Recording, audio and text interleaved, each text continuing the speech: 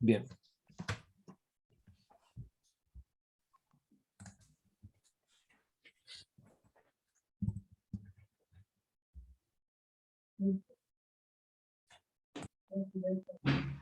Ya.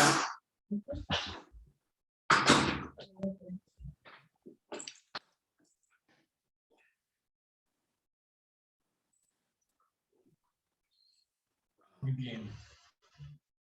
Ya son las 6, ¿verdad? Ok. En punto. ¿Los otros estudiantes se van a ir conectando? Sí, señor. Tienen link. Ok, ok. Déjenme orar primero y luego Alejandro, la bienvenida al pastor. Pastor, cuénteme. hola. Perdona, déjame que mi computadora no tiene un buen sonido, tiene un problema con el sonido de la bocina y voy a usar un Bluetooth. Dame un segundo solo para activarlo. Listo, está bien. Ok, pueden hablar ahora. 1, 2. Señor, ¿me escucha? ¿Me escucha, pastor? ¿Pueden hablar? Pastor, ¿me escucha? ¿Me escucha? 1, 2, 3. Sí. Probando. Sí. ¿Sí? Ok. Sí, te escucho. Listo, muy bien. Entonces, demos gracias al Señor por este tiempo, primeramente. Sí. Ok, oremos. Padre nuestro, en el nombre de tu Hijo amado Jesucristo, estamos delante de ti y hemos venido con un corazón agradecido por este tiempo, este momento especial en el cual podemos compartir de tu palabra y seguir creciendo en el conocimiento de las Escrituras. Rogamos especialmente por la asistencia de tu Espíritu Santo, tanto al pastor Sugel, quien nos va a retroalimentar, a socializar algunos pensamientos y reflexiones acerca de tu palabra.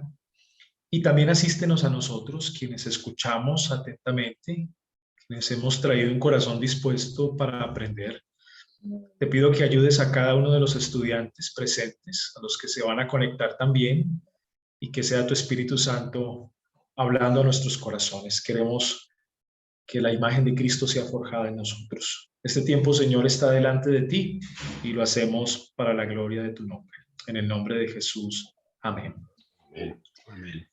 Bueno, primero pedirles el favor de silenciar los micrófonos, quizás si hay alguien que lo tenga de pronto abierto.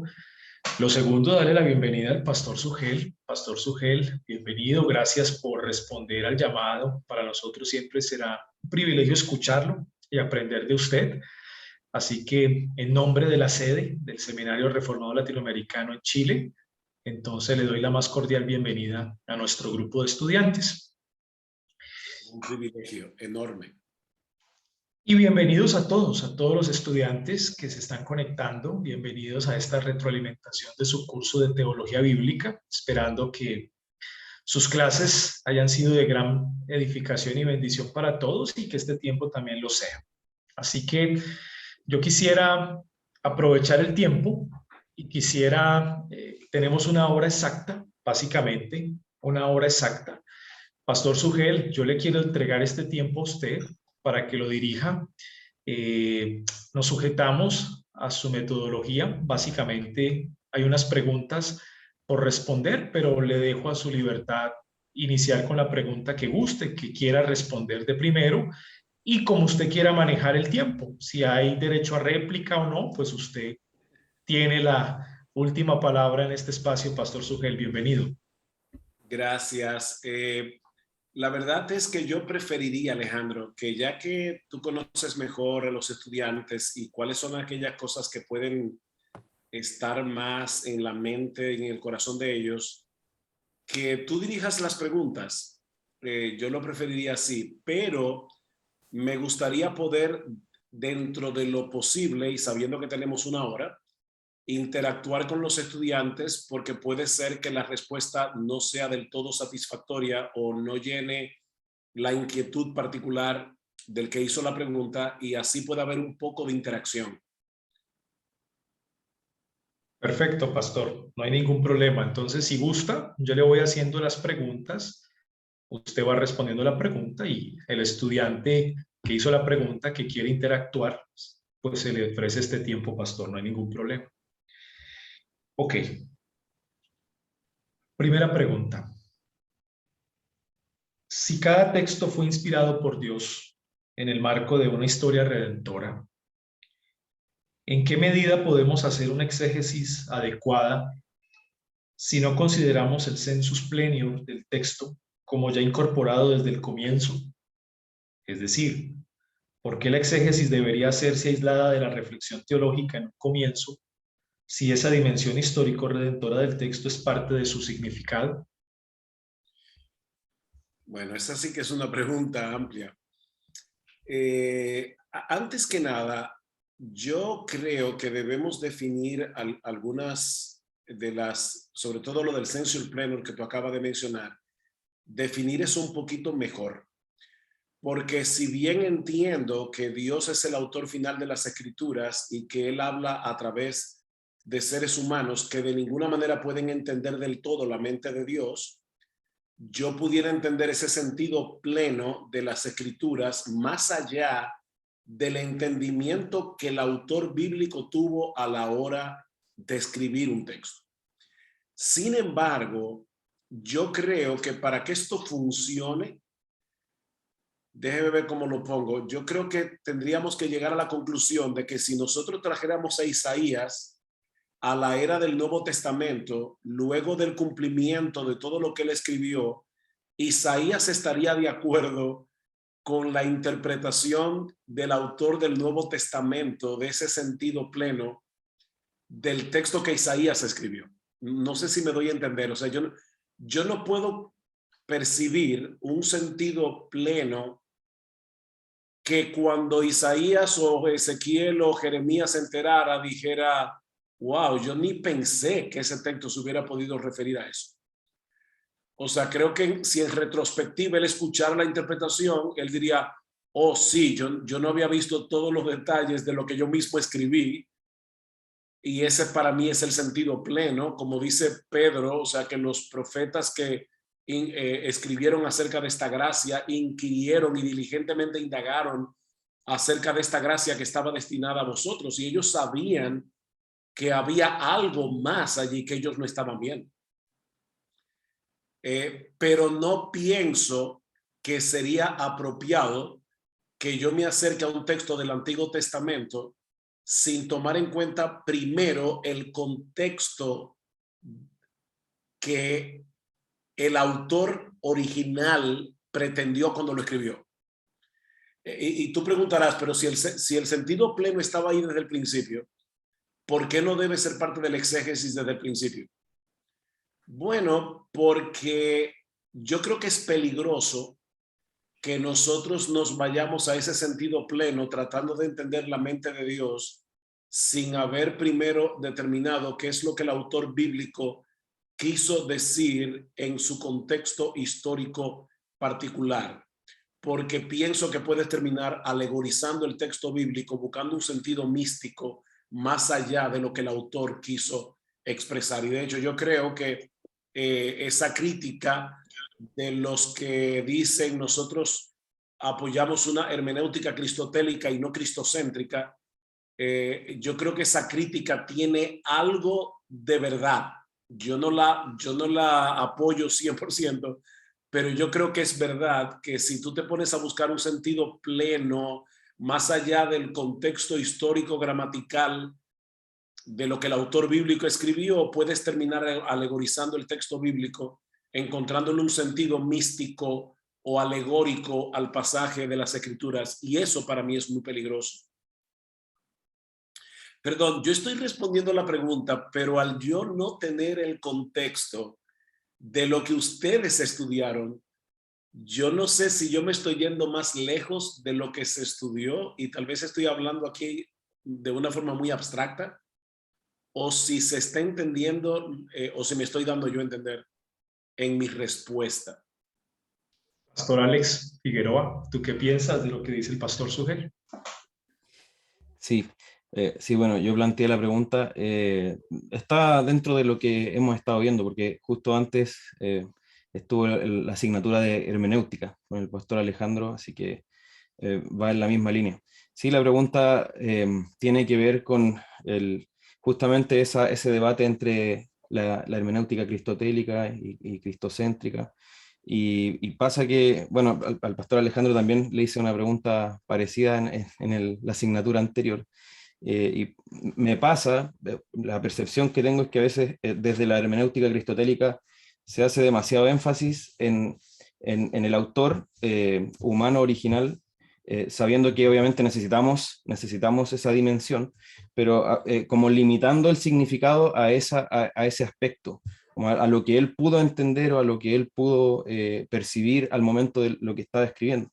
Pero también pensaba que si Dios es el autor final, el autor último, y él tuvo en perspectiva este sentido más profundo, eh, no deberíamos quedarnos en esa dimensión de lo que solo el autor pudo comprender. A eso iba la pregunta, o más que nada escuchar qué pensaba usted, y claro, puedo decir amén a lo que dice, pero también hay ciertos momentos en la escritura, como en el libro de Daniel, si no me equivoco, el capítulo 8, donde el autor no entendía, ¿cierto? Decía, no entiendo esta visión, y bueno, la historia lo explicó después. Pero por eso también me quedaba la duda de si debíamos limitar el significado a lo que pudo entender el autor. Yo entendí la pregunta de otra manera. Yo entendí la pregunta como si nosotros no deberíamos desde el principio tratar de encontrar el sentido pleno a la luz de la teología bíblica, que es para mí el sentido pleno. Yo no pienso en el sentido pleno porque como los cristocéntricos, los cristotélicos nos acusan a veces de que nosotros estamos buscando un sentido místico o alegórico. Yo me refiero a luego que hacemos la reflexión teológica a la luz de la teología bíblica y ahora que entendemos la historia total, yo puedo ver el texto con una dimensión mucho más rica. Sin embargo, creo que es una buena práctica comenzar viendo el texto en su contexto y utilizando el método histórico gramatical antes de yo irme más lejos a una reflexión teológica. Ahora, nosotros tenemos que entender que la hermenéutica no es lineal en el sentido de que muchas veces yo tengo que volver sobre mis pasos y no es como paso 1, paso 2, paso 3 y ya termino, sino que a veces doy paso 1, veo el contexto, veo el texto en su contexto histórico gramatical y luego hago la reflexión teológica y probablemente eso me obligue a volver atrás y comenzar por el paso 1 otra vez. O sea, no son como pasos secuenciales. La hermenéutica, y sobre todo cuando tú estás preparando un sermón, te obliga muchas veces a volver sobre tus pasos y hacer ejercicio, el ejercicio que ya tú hiciste, hacerlo de nuevo un poco más afinado.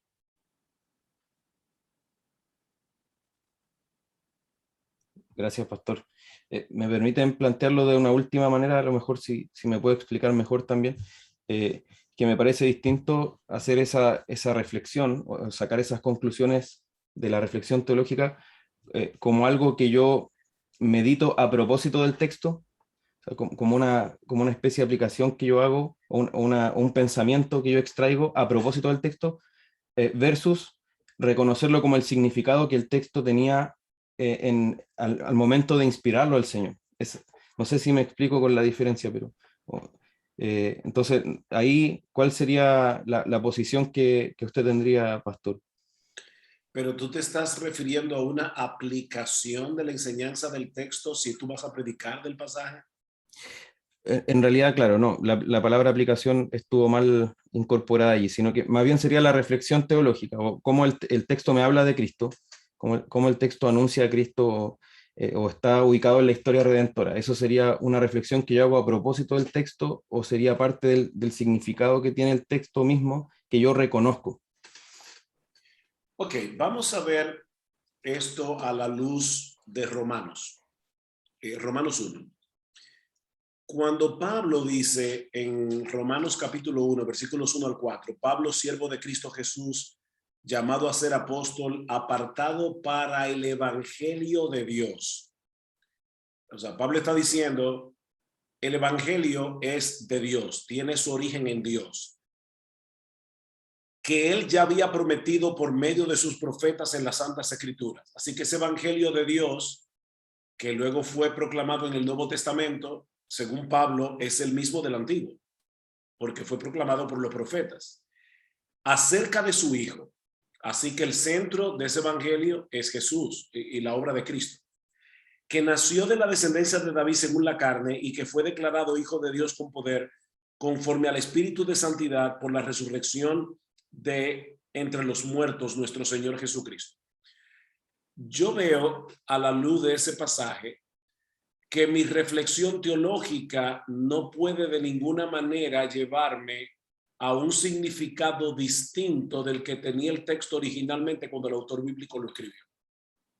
Lo que yo tengo ahora es una revelación más completa que me pone en un punto de mira más privilegiado que aún los mismos autores del Antiguo Testamento que escribieron esos textos. O sea, nosotros estamos hoy en un punto de mira más privilegiado que Isaías cuando escribió Isaías 53. Yo creo que Isaías entendió más de lo que tal vez nosotros creemos que él entendió, probablemente. Salvíficamente, yo creo que Isaías vio el evangelio allí, pero nosotros vemos el evangelio mucho más claro en el día de hoy y podemos hacer una reflexión teológica que es más amplia que la que pudo haber hecho Isaías en su época porque Cristo no había venido. O sea, a la luz de ese texto de Romanos, yo no puedo ver un significado diferente de lo que Isaías escribió a lo que yo puedo interpretar en el día de hoy. Yo creo que ese significado ya estaba ahí, pero Isaías no lo entendió completamente porque no tenía el punto de mira que tenemos nosotros hoy. Y eso yo creo que nos guarda de no alegorizar o ver un significado místico en el texto más allá de lo que el profeta escribió. Muchas gracias. Ok. Si hay alguna pregunta con respecto a esta pregunta de Alex, si algo no se entendió, de verdad, hermanos, tenemos, la idea no es cubrir todo el terreno, sino cubrirlo bien. Y como vuelvo y reitero, yo conozco a Alex, conozco a Alejandro, pero yo no los conozco a todos ustedes. Y me puedo arriesgar a hablar y resulta que estoy aquí diciendo cosas y tal vez no me estoy dando a entender del todo. Entonces, prefiero que aprovechemos la noche lo mejor posible.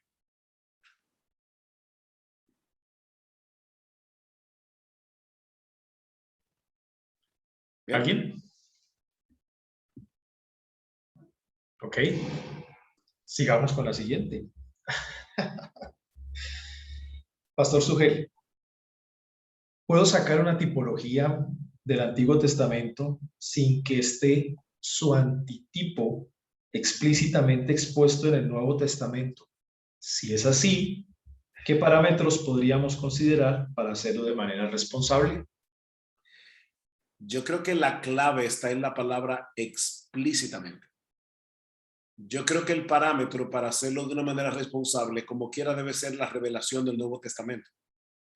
Pero no siempre está en una forma explícita. Déjenme dar un ejemplo. Y este ejemplo no es original, lo usa G.K. Bill en su libro Cómo el Nuevo Testamento interpreta el Antiguo. Él hace un estudio bien interesante de la figura de Eliakim en Isaías cuando dice que se le va a dar la llave que cierra y ninguno abre, etcétera. Y luego el Señor usa esa figura para referirse a sí mismo en Apocalipsis. Yo soy el que tiene la llave, el que abre y ninguno cierra, y cierra y ninguno abre. Yo no veo, alguien puede decir en Apocalipsis, bueno, pero Cristo no está diciendo allí que él es un tipo de el personaje que aparece en Isaías 22. Sin embargo, yo creo que nosotros tenemos garantía para decir en el Nuevo Testamento que la enseñanza de Isaías es tipológica por esa revelación que vino después. Entonces, yo no creo que tiene que estar necesariamente de manera explícita como el primer Adán y el segundo Adán. Cuando Pablo dice en Romanos 5:14, que Adán es un tipo de Cristo, como el segundo Adán. Yo no necesariamente tengo que tener una declaración explícita del Nuevo Testamento para llegar a esa conclusión. Pero yo sí debo tener un patrón claramente revelado en el Nuevo Testamento para yo poder decir, bueno, Josué en la conquista de Canaán es un tipo de Cristo en la conquista en la cruz. Y lo puedo ver en Hebreos capítulo 3, en Hebreos capítulo 4. Ahí no dice que Josué es un tipo.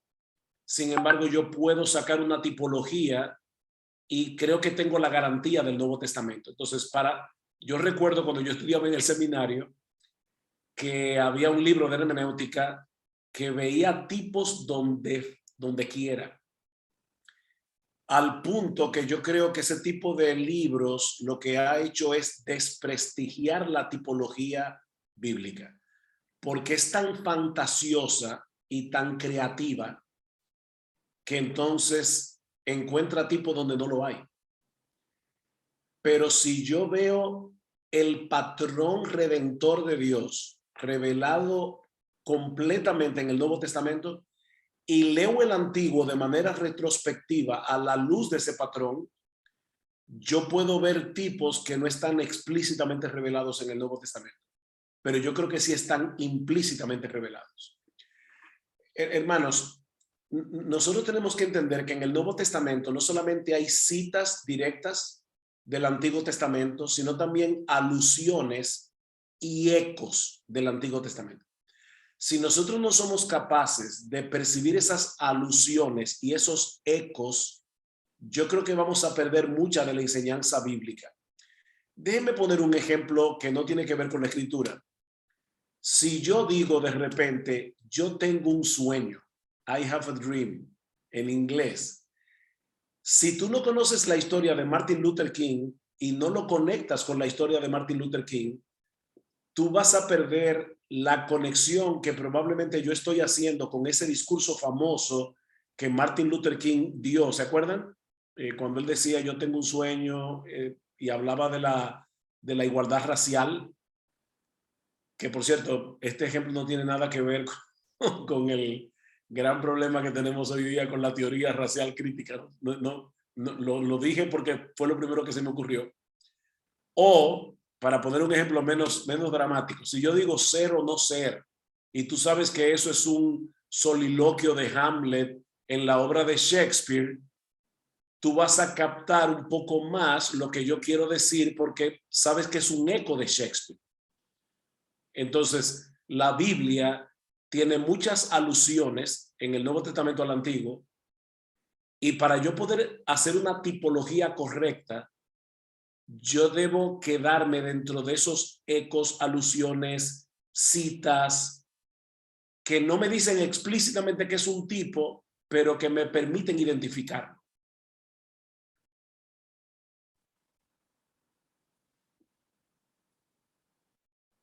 ¿Alguna pregunta sobre lo que dijo el pastor? Entonces la clave es el patrón.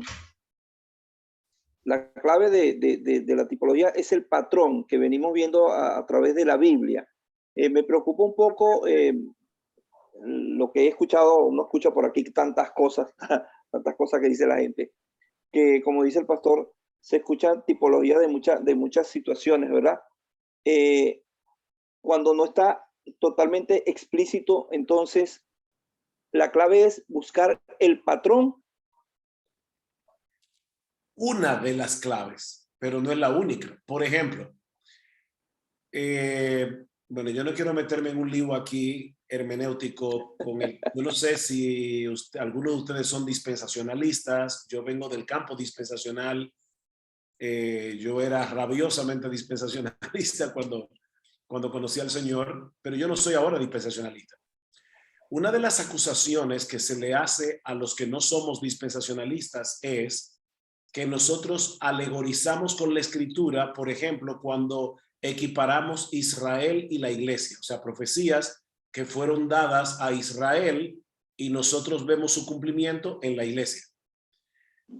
Yo creo que no estamos alegorizando, sino que estamos interpretando la palabra Israel como los apóstoles del Nuevo Testamento lo interpretaron. Romanos capítulo 2, versículo 28 y 29, Romanos capítulo 9, versículo 6, cuando Pablo dice, no todos los que descienden de Israel son israelitas. Entonces yo tengo que preguntarme cómo el Nuevo Testamento interpreta la palabra Israel. Y al final vamos a llegar a la conclusión de que no solamente hay una similitud, o sea, el pueblo de Dios, la iglesia, es el Israel del nuevo pacto, sino que Cristo es el que encarna el verdadero Israel. Entonces, cuando yo entiendo eso de esa manera, ya no solamente estoy viendo un patrón, hermano Galo Oropeza, sino que al mismo tiempo yo estoy viendo a Cristo como el cumplimiento final del verdadero israelita, del verdadero Israel. Él es la vid verdadera. Y eso me va a permitir interpretar muchos textos del Antiguo Testamento a la luz de la información que me brinda el Nuevo con respecto a la persona de Jesús. Gracias.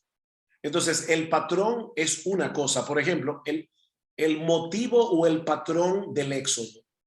Nosotros vemos en el libro de Isaías, sobre todo, que se habla mucho de un nuevo éxodo.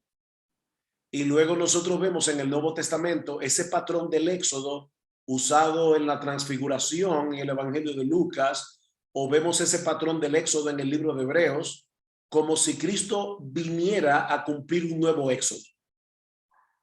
Y no es que la historia se repite, pero hay un patrón de redención en la historia del éxodo que marcó la pauta para la historia de redención de Cristo en el nuevo pacto. Entonces es patrón, es buscar ecos, es buscar alusiones, es ver cómo el Nuevo Testamento interpreta algunos conceptos antiguos testamentarios.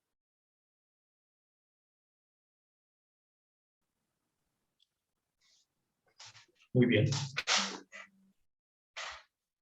Pastor Tuquel, muy buenas noches. Digamos, podríamos, volviendo al tema de la pregunta sobre cómo sacar una tipología del Antiguo Testamento sin que esté su tipo y antitipo explícitamente en el Nuevo Testamento, y con lo que usted dice sobre los patrones, ecos, alusiones, y en específico de Cristo, podríamos tomarlo más bien bajo los oficios de Cristo, como para no caer en exageraciones. Específicamente, digamos, si entendemos que los oficios de Cristo son profeta, rey y sacerdote, y vemos en el Antiguo Testamento alguna sombra, alusión, patrón, puede ser de ayuda para nosotros para hacer una correcta interpretación de Cristo en el Antiguo Testamento. Yo pienso que sí, definitivamente. O sea, de hecho, el Nuevo Testamento de manera explícita nos dice que Cristo, por ejemplo, es el gran profeta, pero ya eso sí explícitamente lo dice el Deuteronomio, cuando dice profeta como yo os levantaré. Entonces yo creo que sí, que ver los oficios de Cristo, cuando yo veo los sacerdotes del Antiguo Testamento y entiendo que Cristo es nuestro sumo sacerdote, voy a ver tipología dentro de esos oficios, indudablemente que sí, lo mismo que en cuanto al tema de Cristo como rey.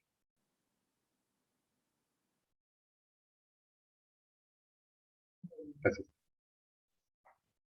Pero yo creo que aquí otra vez, tener una fuerte teología bíblica es lo que nos va a cuidar de no ponernos a inventar con la tipología y a caer en exageraciones tipológicas que yo creo que no le han hecho ningún bien a la tipología y que han desacreditado la tipología.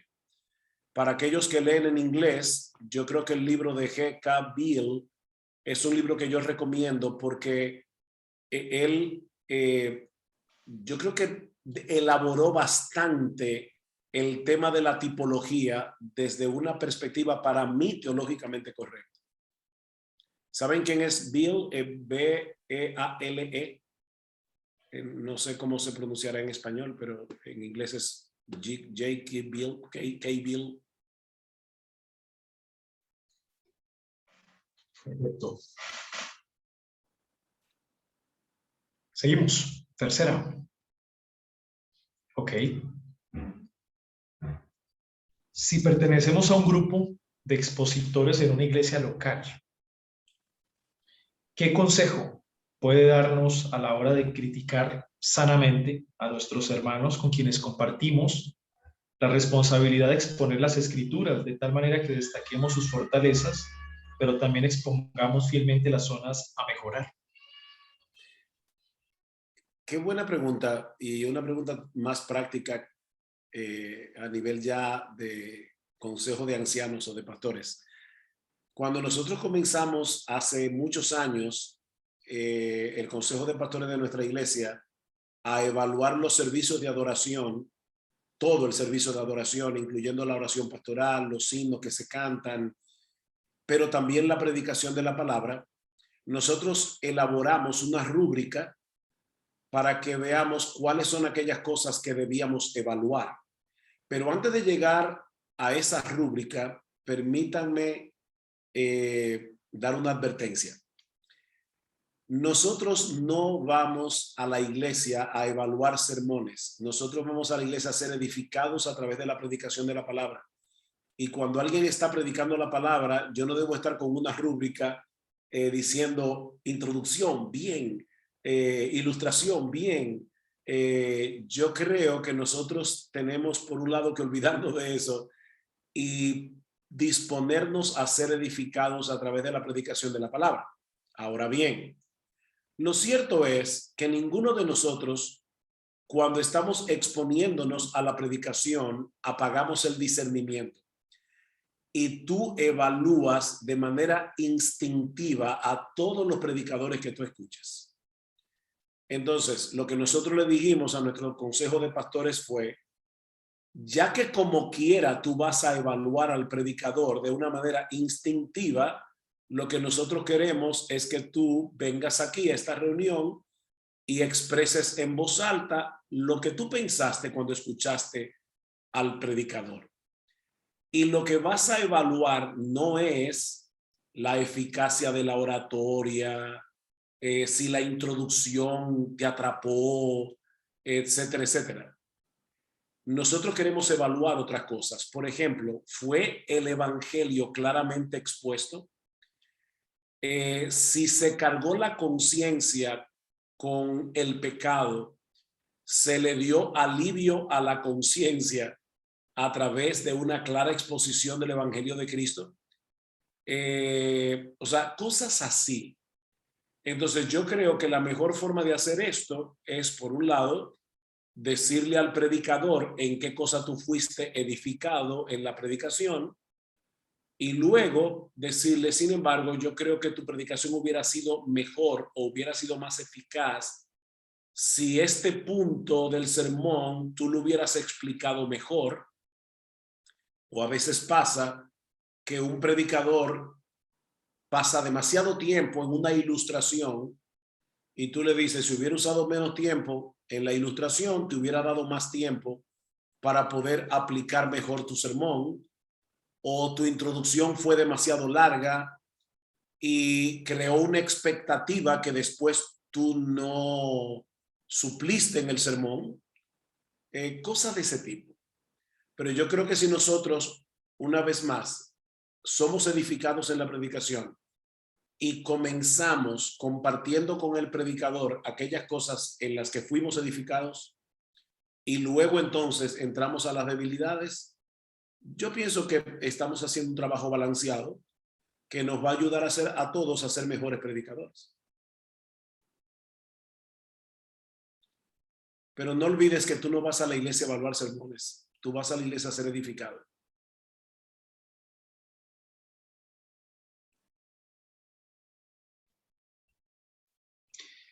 ¿Algo más, hermanos, sobre lo que dijo el pastor? Alejandro, Señor. déjame hacerte una pregunta. ¿Ustedes en el seminario, en la clase de homilética, los estudiantes tienen la oportunidad de predicar?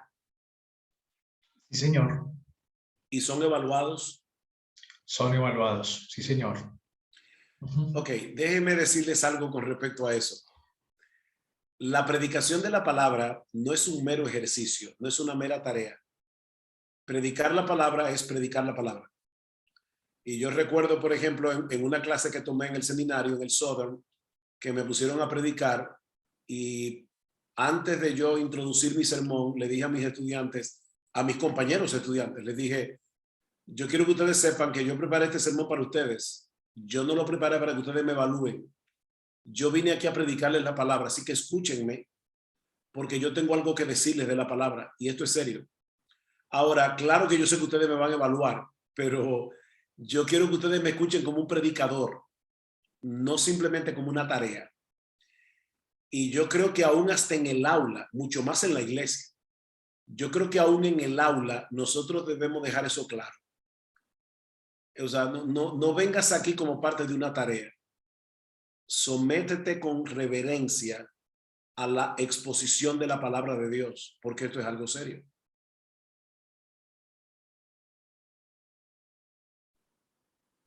Muy bien. Muy importante, creo yo, pastor, muy importante. Sí, muy.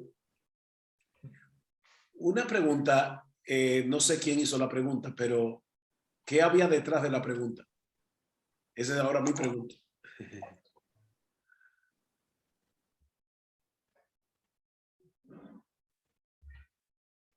¿Está? ¿Quién hizo la pregunta?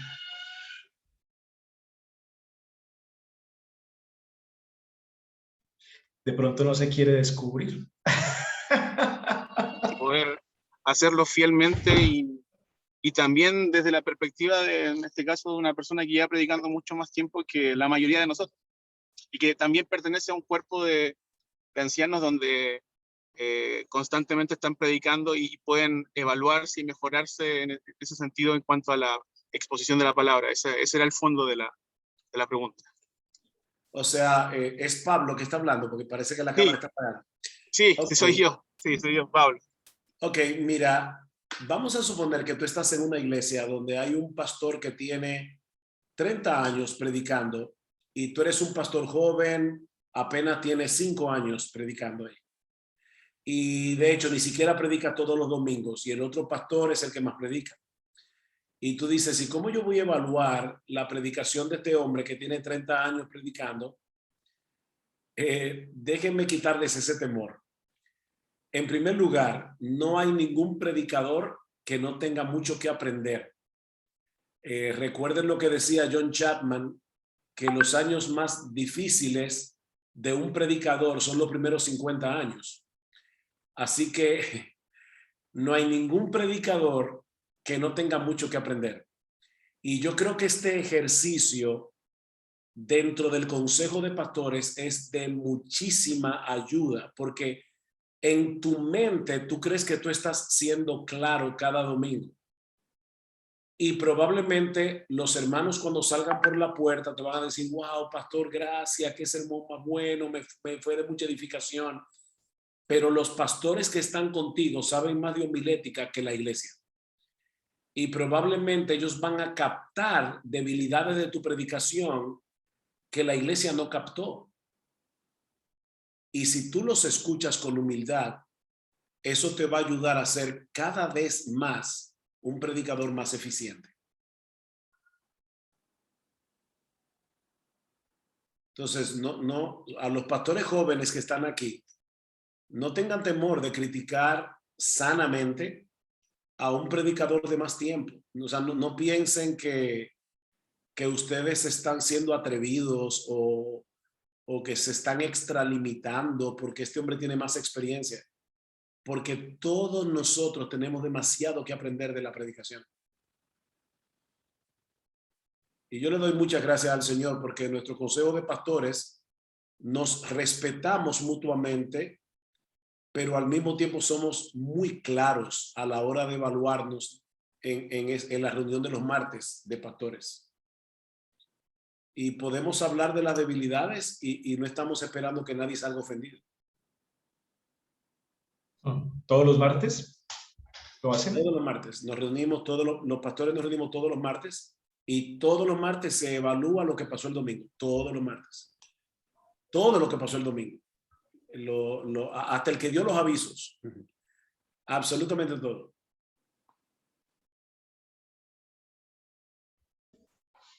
De verdad que es muy importante. por lo menos para los pastores que somos jóvenes, es de mucho aliento, porque uno sí reconoce que muchas veces no quisiera irrespetar al pastor que tiene más tiempo, y por temor a no irrespetar puede pasar por alto algunos aspectos importantes que en algún momento debió identificar y corregir, ¿no? Entonces, yo sé que hacerlo con mucho respeto, pero es necesario hacerlo cuando hay que hacerlo. Sin embargo, mira, para ponerte un ejemplo práctico, algo que me pasó recientemente. Yo prediqué en nuestra iglesia de Primera de Pedro, capítulo 1, versículo 22, hasta el capítulo 2, versículo 3, y precisamente el pastor más joven del Consejo de Pastores me dijo, mira, yo no sé si fui yo, pero yo me perdí en la predicación del domingo. Yo creo que la estructura del sermón fue muy compleja. Y yo le dije, wow, de verdad, mira, yo no lo vi así, pero te agradezco que me lo digas porque yo pronto voy a México y yo debo predicar ese sermón en México. Y a la luz de lo que los pastores me dijeron, porque este hermano abrió la discusión y luego los demás añadieron un poco más y dijeron, yo creo que el problema estuvo aquí, aquí, aquí. Yo pude repasar todo mi sermón y hacer una estructura mucho más sencilla cuando yo volví a predicar este mensaje en México hace un mes atrás. Entonces, fíjate qué bueno es el hecho de que podamos hablar francamente, porque eso me permitió corregir deficiencias de ese sermón. Y ejemplos como eso te puedo dar muchos. Excelente. Pastor Sugel, falta una pregunta. Esta última pregunta nos regresa al tema con el que iniciamos las preguntas. Entonces le quería hacer una pregunta, es decir, ¿le hago esta pregunta o en la clase pasada, en la retroalimentación pasada que estuve, al finalizar me hicieron una pregunta muy importante, pero por cuestiones de tiempo yo no alcancé a responder, que me parece importante? Entonces no sé usted qué considera. ¿Se le hago la pregunta de la clase pasada primero? Bueno, faltan 20 minutos para las 7, o sea que tenemos tiempo. Bien, porque yo prefiero que si usted puede responder la que le voy a preguntar primero que la otra, mejor. Ah, bueno, es que como no sé cuáles son. Entonces ahí va. En la última clase me preguntaron la importancia de la teología pactual, la importancia de la teología pactual en nuestra teología y obviamente en nuestra predicación. Pero yo no la alcancé a responder. Entonces, yo creo que es un buen momento, pastor, para que usted nos dé un poco más de luz sobre esa importancia. Bueno, yo no quiero meterme en un problema respondiendo a esta pregunta porque no sé cuántos de ustedes son presbiterianos, cuáles son bautistas, entonces no quiero, ¿verdad?, meterme en un lío. En República Dominicana, el presbiterianismo no existe. Y yo creo que eso, de hecho, los únicos presbiterianos que hay, tristemente, se metieron en una corriente de evangelio social y por lo tanto es como una denominación que no tiene ningún tipo de impacto aquí. Yo creo que eso me permite a mí no tener prejuicios y yo soy amigo de hermanos presbiterianos y respeto muchísimo a hermanos presbiterianos. Yo no tengo ese conflicto porque no lo tenemos aquí. Aquí no tenemos lucha con ese tema. Ahora, habiendo aclarado esto, o sea, que no sé quiénes de ustedes son presbiterianos, yo no quiero ofender a nadie en ese sentido con lo que voy a decir ahora. Pero yo creo que aquí hay dos cosas que son extremadamente importantes con respecto a la teología pactal. Primero, tú no puedes entender la escritura en profundidad a menos que no la veas como una revelación de pacto. O sea que entender la teología pactal es extremadamente importante para nosotros poder entender la Biblia, o sea, tal cual como Dios fue revelando progresivamente la historia de la redención si no entendemos qué es un pacto y cómo se fue revelando el pacto de gracia a través de esos pactos que Dios hizo con su pueblo y cuáles son las implicaciones del nuevo pacto para nosotros en el día de hoy, aún pastoralmente nosotros vamos a tener muchas dificultades para saber cómo aplicar las escrituras. Como por ejemplo, cuál es el papel de la ley en el nuevo pacto, que ha sido motivo de mucha discusión en el día de hoy. Ahora, por el otro lado, y aquí entro en el tema de la denominación, si tú eres bautista, tú tienes que poder defender el por qué tú eres bautista desde un punto de vista pactal. O sea, la razón por la que tú eres bautista es por tu interpretación de la teología del pacto. Y la razón por la que eres presbiteriano es por tu interpretación de la teología del pacto. Entonces, tú ni siquiera vas a poder entender tu propia denominación si tú no entiendes cómo cada una de estas denominaciones interpretan la teología pactal. Entonces, por un lado, no vas a poder entender la Biblia si tú no entiendes los pactos, pero en segundo lugar, ni siquiera vas a poder entender tu propia denominación, ni cómo tu denominación interpreta y aplica las escrituras si tú no entiendes los pactos desde tu propia teología. Yo no sé si eso responde a la pregunta, Alejandro, en cuanto a la importancia. Es que yo lo veo extremadamente importante. O sea, ¿por qué nosotros hoy, los bautistas, no bautizamos niños? ¿Por qué nosotros creemos que los miembros de la iglesia deben ser adultos que tengan una profesión de fe que sea avalada por su vida cambiada y transformada por el evangelio? Bueno, por la forma como yo entiendo la teología del pacto y por la forma como yo entiendo el nuevo pacto. Eso es todo lo que hace la diferencia.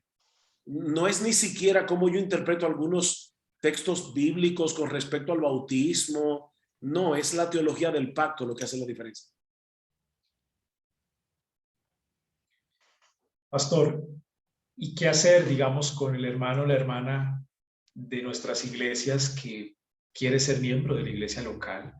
Se identifica como bautista particular, pero no entiende la teología pactual. Por lo menos no tiene una concepción profunda de la teología pactual. ¿Cómo podemos nosotros explicarle esa convicción credo bautista? Yo respondería esa pregunta con Mateo 28, bautizándolos y enseñándoles. Yo no espero que los miembros de nuestra iglesia tengan una comprensión profunda de nada de eso para bautizarse y hacerse miembro. Porque Cristo dice en la Gran Comisión, primero tú los bautizas, los introduces a la iglesia local y después les enseñas. Y yo espero que a medida que ellos vayan escuchando la predicación de la palabra y toda la parte de enseñanza de la iglesia, vaya creciendo en su entendimiento de esas cosas. Nosotros tenemos una clase de pre-membresía donde nosotros explicamos la Confesión de Fe de Londres de 1689 y explicamos que es una confesión de pacto y explicamos por qué creemos que los miembros de la iglesia deben ser adultos creyentes, pero la explicación que se da en esa clase es elementalicísima, o sea, es muy elemental. No es, o sea, el miembro que sale de ahí no sale con una comprensión profunda de esas verdades. Nosotros esperamos que a medida que escucha la predicación, escucha la enseñanza, va a crecer en eso. Ok, o sea, una persona puede tener una convicción profunda del por qué es credo bautista sin tener una comprensión profunda de la teología pactual. Yo creo que sí. Déjame ponerlo de esta forma. Otra vez, yo no sé quiénes de ustedes son presbiterianos, pero, wow, no quiero, de verdad, hermanos, yo no quiero ser ofensivo, pero en nuestra iglesia pasa que personas dicen, pero yo siempre entendí la Biblia de esa manera, aunque no me hayan dado ningún curso acerca de ese tema. porque la teología presbiteriana, la interpretación presbiteriana del nuevo pacto y esa conexión de la circuncisión con el bautismo no es tan intuitivo. O sea, yo creo que a ti hay que enseñarte eso para tú llegar a esa conclusión. Y ahí es donde yo no quiero ser ofensivo. Pero en nuestra iglesia, mucha gente que nunca en su vida ha oído a un presbiteriano ni saben del presbiterianismo, si tú le preguntaras, te dirían, pero yo siempre he interpretado la Biblia de esa manera, de una manera natural, como que él cree y te bautiza. Y lo ve muy natural.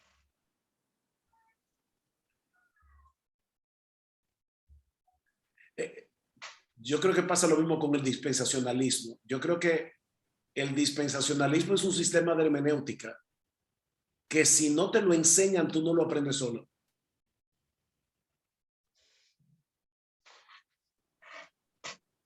No estoy equiparando la teología dispensacional con el presbiterianismo, porque yo creo que los más grandes teólogos que yo tengo en mi biblioteca son presbiterianos.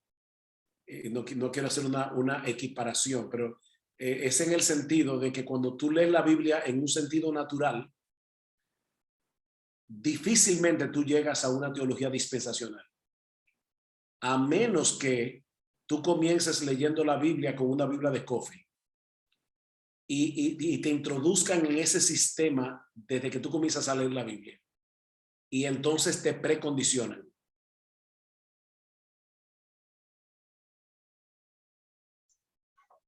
Muy interesante. Muy bien.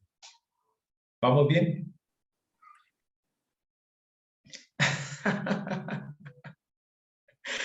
Muy bien. Yo creo que tenemos tiempo para la última pregunta, pastor, que quedó ahí en el tintero. Sin embargo, yo creo que es necesario quizá explicar los conceptos. La pregunta es básicamente, ¿cuál es la diferencia de la interpretación cristotélica y la interpretación cristocéntrica del Antiguo Testamento, y cuál se ajusta más a la interpretación bíblica? Ahora yo entiendo la pregunta bíblico en el contexto reformado. Sería bueno, pastor, explicar primero el concepto de cristotelismo y cristocentrismo. Creo que es importante. Ok. La palabra cristotélico, aunque lamentablemente se asocia mucho con un teólogo contemporáneo llamado Peter Enns, que fue profesor del Westminster Theological Seminary hasta el año 2008, cuando fue sacado del seminario por su teoría encarnacional de la inspiración. La palabra cristotélico lo que apunta es que la Biblia en su desarrollo apunta hacia el telos, que es Cristo Jesús. El problema es que para algunas personas, si tú eres cristotélico, entonces tú no eres cristocéntrico. Y la razón es porque para los cristotélicos de hoy, el cristocentrismo trata de encontrar a Cristo en todos los textos del Antiguo Testamento, porque Cristo es el centro de las Escrituras. Particularmente, yo no acepto esa definición de cristocentrismo, porque yo no creo que Cristo esté en todos los textos del Antiguo Testamento. Entonces yo no puedo meter a Cristo donde no está. Y tengo que tener cuidado, porque yo puedo hacer una interpretación forzada para ver a Cristo donde no aparece Cristo. Entonces yo prefiero esta definición de cristocentrismo que da Tipton, un teólogo presbiteriano, por cierto, pero yo estoy completamente de acuerdo con él en que él dice, yo creo que nosotros no debemos hacer un contraste exagerado entre el cristocentrismo y el cristotelismo. Él dice, el cristocentrismo puede ser definido de esta manera: Cristo, el Mesías prometido, es el asunto central redentor en la revelación redentora del Antiguo Testamento. Es el asunto central. Cristo es la sustancia central de la revelación que apunta hacia Cristo. O sea, la Biblia es cristotélica en el sentido de que pasajes que no hablan directamente de Cristo me apuntan hacia Él. Por ejemplo, un ejemplo que yo he puesto muchas veces es el del famoso pasaje de la concubina, que la partieron en 12 pedazos. Imagínate que tú estás predicando del libro de los Jueces y te toca predicar ese pasaje y tú dices, ¿dónde está Cristo ahí? Bueno, yo no lo veo. Sin embargo, yo creo que una de las razones por la que ese texto está ahí es para mostrarnos la necesidad que nosotros tenemos de un rey que gobierne nuestro corazón, porque el estribillo que se repite a partir de Jueces 17 3 veces es: en aquellos días no había rey en Israel, cada cual hacía lo que bien le parecía. Y resulta que en la Biblia hebrea el libro de Jueces está inmediatamente antes de Samuel, no Ruth. Ruth en la Biblia hebrea está después de Proverbios. Así que en la Biblia hebrea están los 5 libros de Moisés, Josué, Jueces y Samuel. De manera que Jueces me prepara para la monarquía. Sin embargo, cuando nosotros leemos la historia de los reyes de Israel, de inmediato nos damos cuenta que fueron todos un fracaso, incluyendo los mejores. David, por ejemplo. Por lo tanto, la monarquía israelita no resuelve el problema que plantea el libro de los Jueces y que llega a su peor momento en ese episodio de la concubina. Mira lo que pasa en un mundo anárquico. Ese rey no era David, no era Salomón, no era Josías. Ese rey era Jesús. El rey que nosotros necesitamos y que el libro de los Jueces me plantea como una necesidad es Jesús.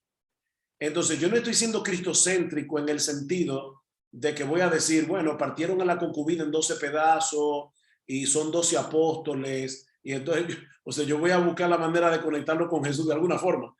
No, eso ya sería ponerme a alegorizar con la escritura.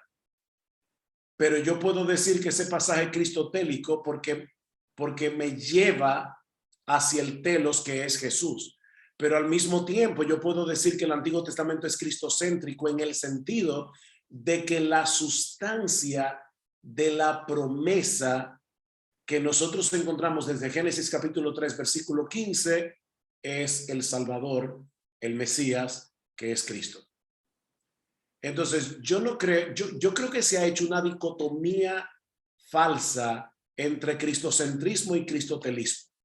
Yo creo que la Biblia es cristocéntrica y que es cristotélica si tú defines los dos términos en una manera apropiada.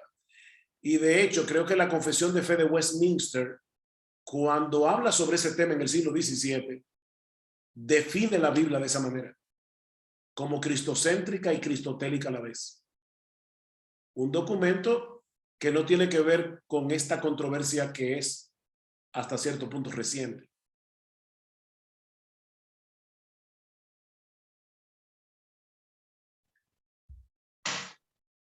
Muy bien. ¿Una pregunta? ¿Inquietud?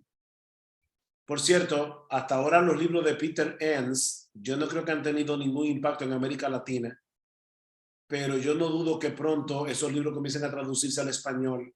Y yo quiero advertirles teológicamente contra esta hermenéutica, esta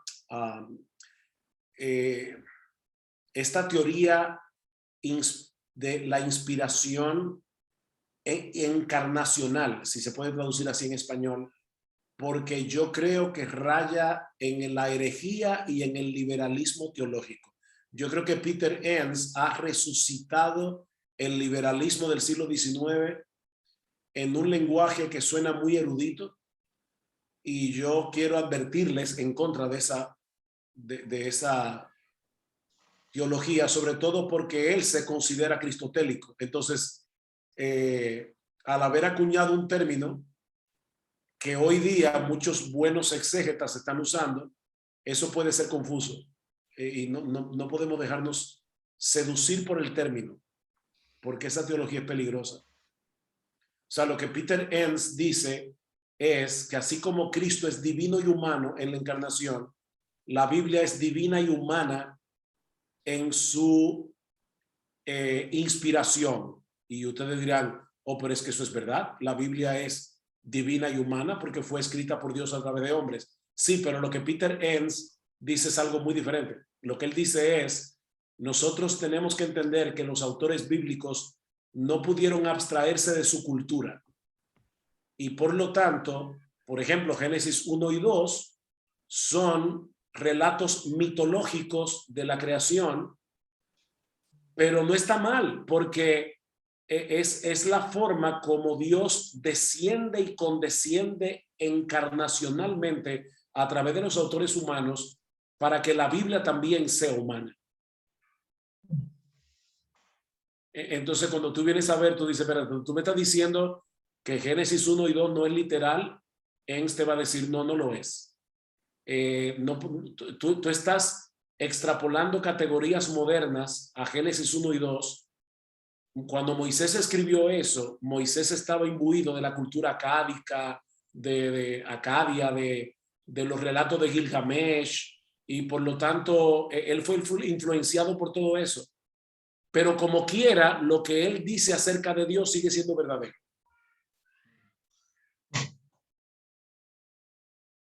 Y todo eso es para llevarte a decir, los autores del Nuevo Testamento interpretaron el Antiguo como lo hicieron porque ya ellos estaban influenciados por la muerte y resurrección de Cristo.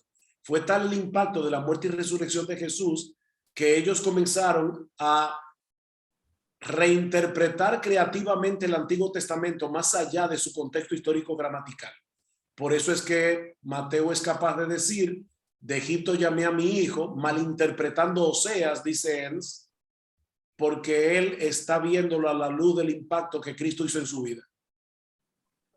Pero si nos llevamos de eso, entonces no hay forma de tú poder decir que la Biblia es inerrante,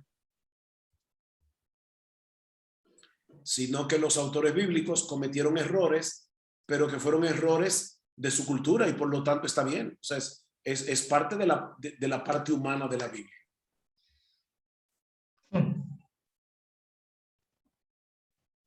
Y yo quiero enfatizar, no, los autores del Nuevo Testamento interpretaron el Antiguo como lo hicieron, porque eso es lo que esos textos del Antiguo Testamento significaban.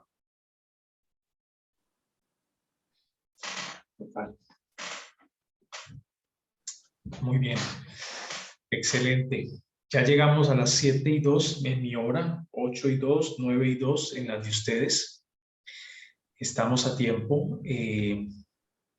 Pero vi que el hermano Andrés creo que levantó su mano, no quisiera como ignorarlo. ¿Tú ibas a decir algo, mi hermano Andrés, antes de cerrar? Sí, hace rato quería hacer una consulta.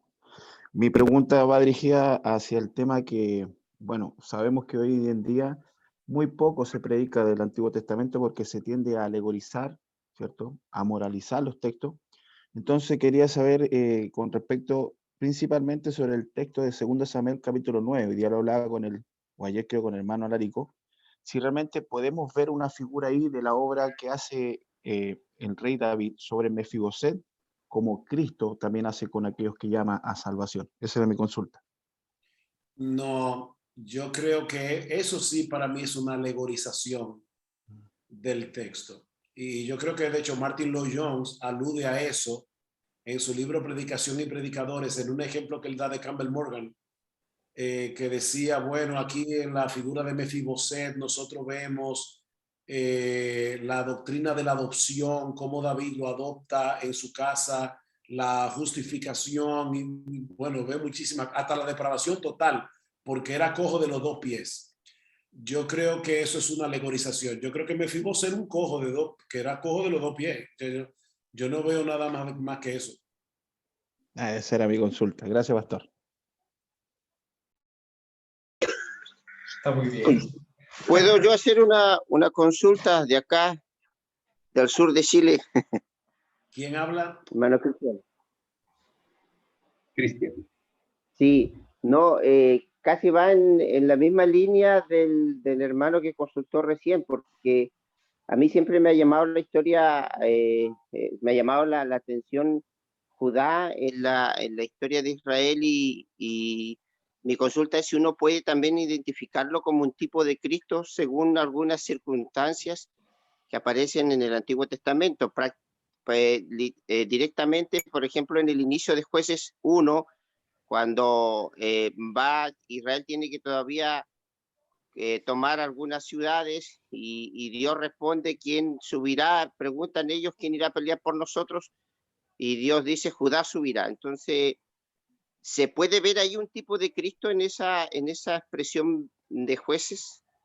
No, yo no creo. Ya. Yo creo que más bien lo que debemos ver ahí es lo que la Biblia claramente revela, que Judá, a pesar de que no era el mejorcito de los hijos de Jacob, que Judá fue el que Dios escogió para que el Mesías viniera de él. Y yo creo que hay un guiño de ojo en el libro de Jueces cuando te hace ver que fueron precisamente los benjamitas los que hicieron el desastre en el tema de la concubina, volviendo a ese pasaje, y Saúl precisamente era de Benjamín. Entonces, como que yo creo que el autor bíblico probablemente nos está adelantando en la historia para decir, mira cómo de Judá viene David. El rey falso vino de Benjamín, que fue precisamente la tribu que hizo este desastre.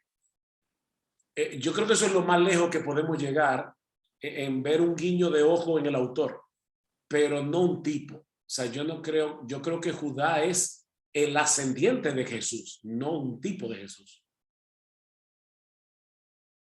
Es la línea mesiánica, claramente revelada. Ok, gracias. Sí. Siempre me quedaba esa, dando vuelta ahí.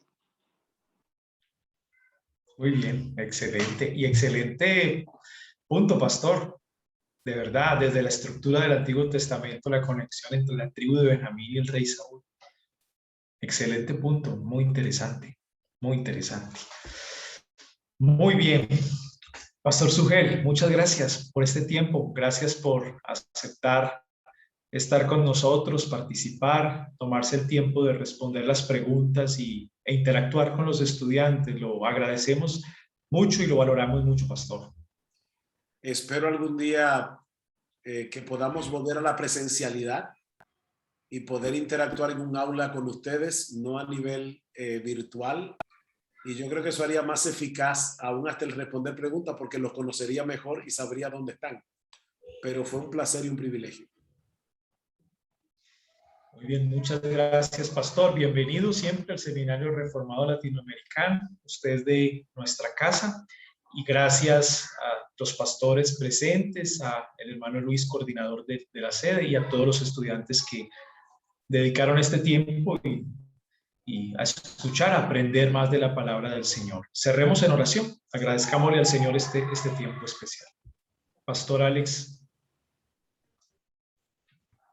Amén. Oremos. Amado Señor, le agradecemos enormemente por este tiempo. Gracias también por toda la asignatura que ha sido de gran bendición, las clases, las lecturas. Y ante todo, gracias por su palabra santa, por su espíritu que nos da sabiduría, nos guía, Señor, a la verdad.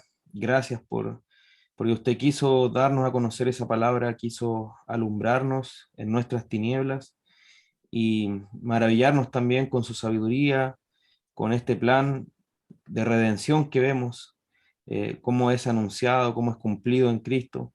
Gracias por todas estas cosas, Señor. Ayúdenos a que a través de esto le conozcamos más, que podamos adorarle con mayor entendimiento y que podamos también servir a su pueblo de mejor manera, Señor. Ayúdenos también a quienes predicamos a ser fieles según lo que hemos aprendido y a interpretar correctamente esta palabra santa.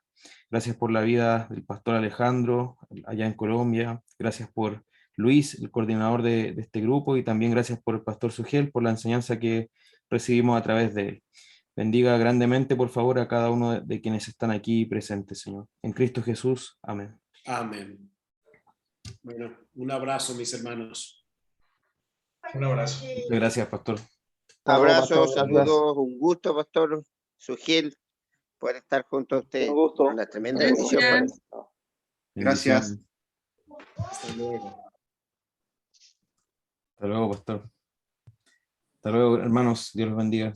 Hermanos, Chao. Dios los bendiga. Chao, Está muy chao. bien. Hermanos, Chao. chao, Hermanos, bendiciones. Vámonos.